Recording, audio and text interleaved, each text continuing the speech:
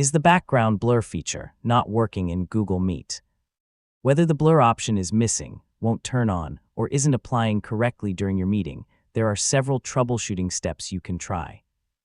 In this guide, I'll show you how to fix Google Meet background blur not working in 2026. First, make sure your computer or mobile device meets the requirements for visual effects. Older devices or unsupported browsers may not support background blur or may disable it automatically. Next, update your web browser or the Google Meet app to the latest version. New updates often include performance improvements and fixes for visual effects.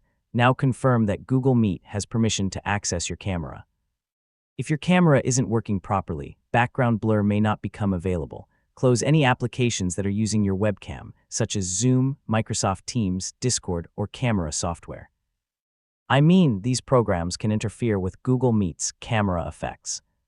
If the blur effect still isn't working, temporarily disable browser extensions, then refresh Google Meet or leave and rejoin the meeting. This can resolve temporary software conflicts. Finally, restart your computer or mobile device and try enabling background blur again. If the option is still unavailable, test Google Meet in another supported browser to see whether the issue is browser-specific. And that's how to fix Google Meet background blur not working in 2026.